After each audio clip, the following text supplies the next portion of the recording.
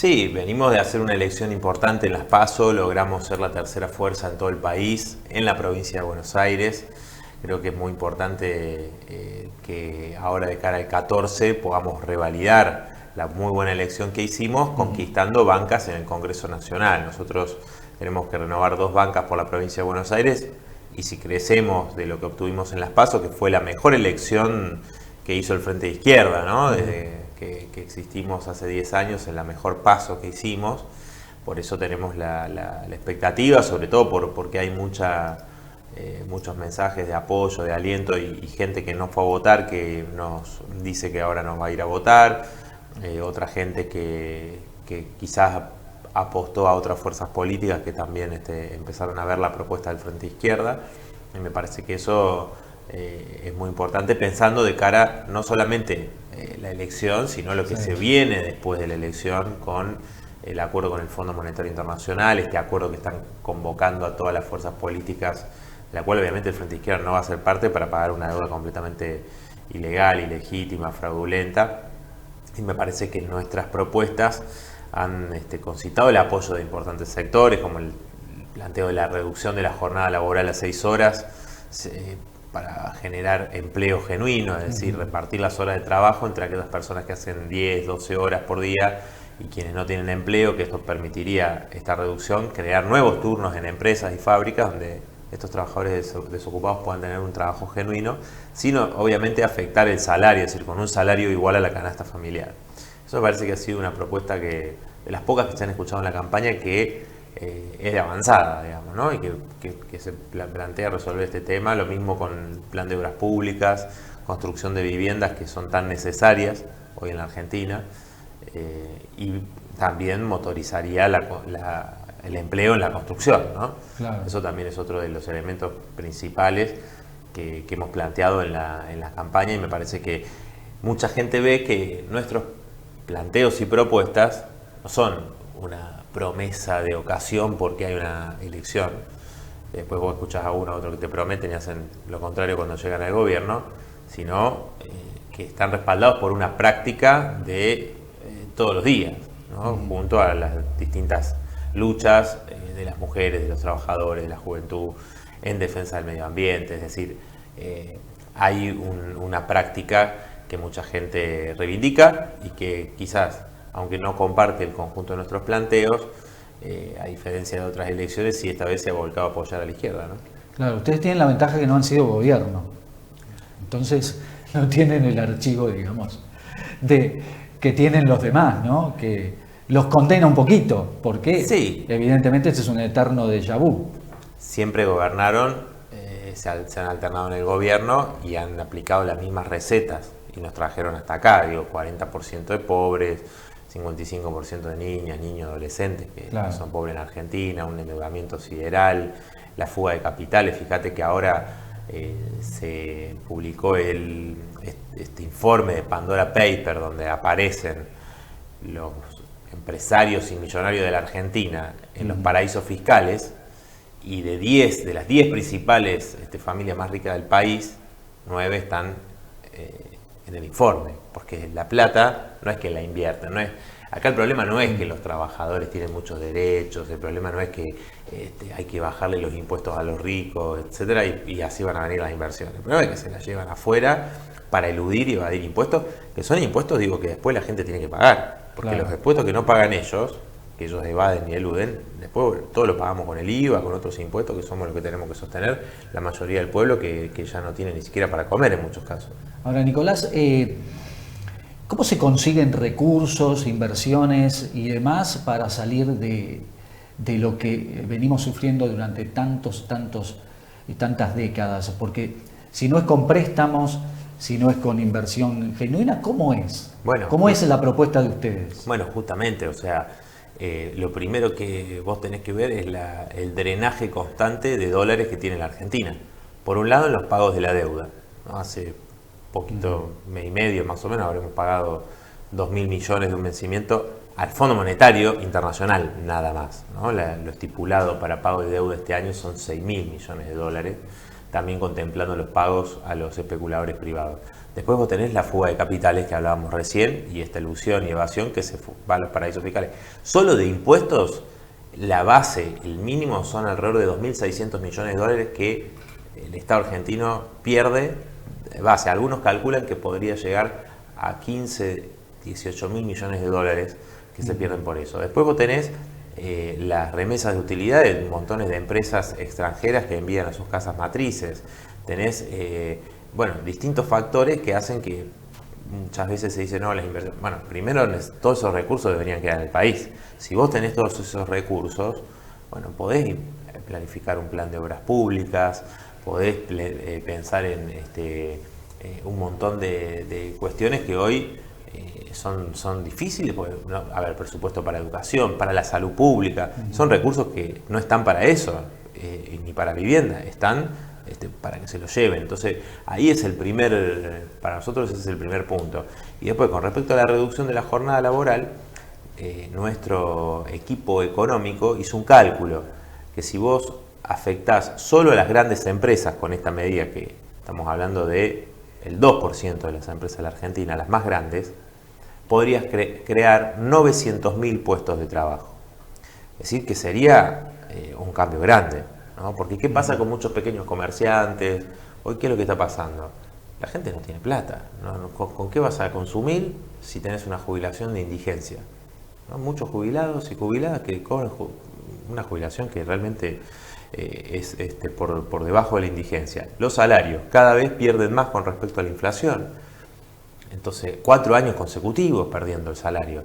No hay ningún tipo de posibilidad de que aguanten, ¿no? Los pequeños comerciantes, e inclusive muchos trabajadores que hacen changas por su cuenta y demás, que tampoco tienen quien les compren, o quienes puedan adquirir sus servicios, ¿no? Los cuentapropistas, digamos, también están muy perjudicados, los trabajadores que laburan por su cuenta. Yo digo, hay una situación compleja. Entonces, de la mano del Fondo Monetario Internacional y este acuerdo para aplicar una reforma laboral, para ajustar más a los jubilados, a los trabajadores, es inviable, ¿no? Es decir, nosotros apostamos a la organización de la clase trabajadora.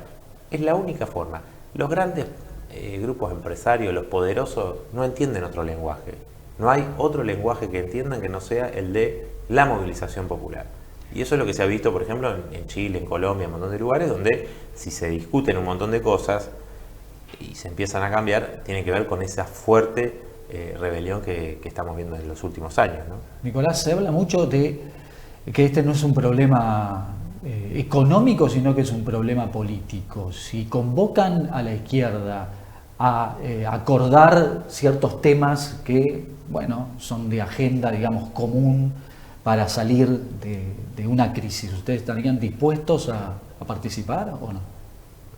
Bueno, si nos convocaran a un acuerdo... Sí, obviamente que es un acuerdo entre sectores, ¿no? Nunca han convocado un acuerdo que haya beneficiado al pueblo. Siempre han hecho acuerdos a espaldas del pueblo y para perjudicarlo, ¿no? Y por supuesto nosotros no vamos a participar de ningún tipo de acuerdo que tenga como base el reconocimiento de una deuda ilegítima, que no se contrajo para beneficiar a las mayorías, que no significaron construcción de escuelas, hospitales, sino que fue para la fuga de capitales.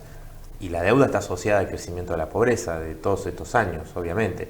Me parece que eso es lo primero que tenemos que decir. Esos especuladores y el FMI beneficiaron a un pequeño puñado, a la cúpula empresaria argentina, que es la que fugó, y están los datos, están los números, no es algo que nosotros digamos. De hecho, hay una denuncia del presidente, pero bueno, con denuncias sin después que eso se traslade a decir, bueno, no vamos a pagar esta deuda. Ni siquiera dicen, bueno, primero la vamos a investigar. No, primero ellos la pagan a libro cerrado. Eso es grave, digo, es grave porque mucho discurso, y hay mucha gente que está enojada porque el gobierno dijo que la heladera iba a estar llena y la heladera está vacía todavía. Dijeron que iban a estar con los jubilados y no con los bancos, y están con los bancos, no con los jubilados, los que los vienen ajustando duramente desde la primera medida que tomaron. Entonces, me parece que nosotros no tenemos nada que hacer en un acuerdo de estas características. E insisto, si vos me dijeras, mirá, hay una convocatoria, ¿qué se hace para aumentar los salarios, para aumentar las jubilaciones, para esto? Bueno, es una discusión. Ahora, las convocatorias que siempre hacen son acuerdos contra el pueblo trabajador. ¿Te sentiste cómodo en el debate o más o menos? Sí, creo que el debate, a ver, me parece que con los límites del formato, Sí. porque vos Yo los veía un poquito como nerviosos a todos, ¿no? Porque estaban... Se veía por lo menos de este lado. Yo no, vos sabés que no, quizás estaba nervioso antes del debate que en el debate mismo. Claro. Pero ya hemos tenido la posibilidad de estar en 3 debates presidenciales y no era un tema, al menos en mi caso, de nervios sobre todo, sino de poder expresar en el escaso tiempo, Claro, claro. Ese es el tema. abordar, obviamente con un nivel mínimo y elemental de los planteos, pues no puedes desarrollar mucho, temas que son enormes. O sea, el segundo bloque era educación, Claro. trabajo y economía. Son en 1 minuto y medio.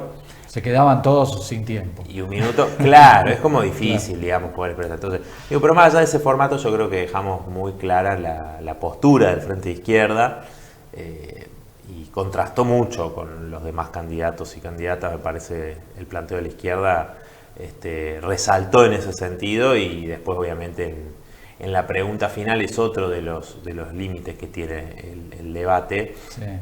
Porque durante los otros 9 minutos de intercambio, los Santilli y Tolosa Paz no querían responder a nuestros planteos, salvo una vez que Tolosa Paz no pudo contestar, quiso contestar, pero no pudo contestar porque habían sacado el IFE cuando todavía la pandemia no había terminado, sino que íbamos a tener una segunda ola como la que tuvimos. Bueno, no pudo rebatir una cosa que creo que está a la vista, que ajustaron a los trabajadores del pueblo. Tampoco Santilli quiso debatir, y a eso se agrega que al final vos no podés elegir a los que ya fueron elegidos anteriormente para que se le pregunte, ¿no? Claro. Entonces, como se eligieron entre ellos para preguntar, cuando a mí me tocaba, que soy el tercero por ser tercera fuerza, yo no podía elegir ni a Tolosa Paz ni a Santilli. Bueno, por eso elegimos hacer la pregunta a José Luis Esper, que me parece que, digo, más allá de su show, Sí. quedó evidenciado lo que piensa, ¿no? Que es mucho lo que piensa Santilli y Larreta, nada más que no lo dicen, pero cuando dijo que para él que los trabajadores hicieran, que los empresarios hicieran lo que quieran con los trabajadores, ¿no? Lo que quisieran en relación a este fraude laboral, que yo le pregunté si él consideraba que era un fraude laboral lo de las aplicaciones, que los pibes no tienen derecho a nada, no tienen derecho a vacaciones, no tienen derecho a licencias por enfermedad, no tienen derecho a nada, indemnización, etcétera. Bueno, él dijo que no tenía ni idea de eso.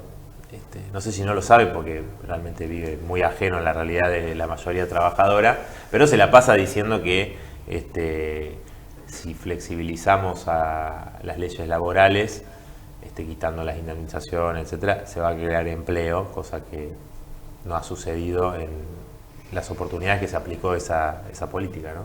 Bueno, y está muy provocador, Esper. También. En las redes también. Vamos a ver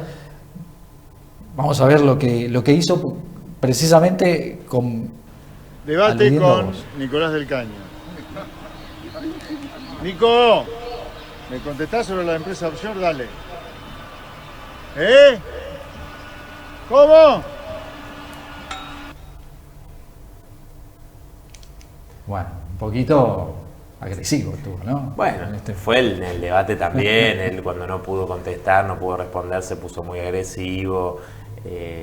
Lo mismo hizo Milei con mi compañera Miriam Bregman. Creo que es un poco la metodología, ¿no? Te hablan de la libertad y demás, pero muestran el profundo autoritarismo y el profundo desconocimiento de la realidad de muchos trabajadores y de muchas cuestiones que no pudo contestar ni él ni Milei, y al mismo tiempo creo que hemos logrado ponerlos, digamos, en evidencia, ¿no? Frente a muchos Claro. sectores de que son gente que antivacuna, como Esper estaba en las movilizaciones con la gente que quemaba barbijo contra las medidas sanitarias, lo mismo que Milei, que dice que no se vacunó, que no se va a vacunar.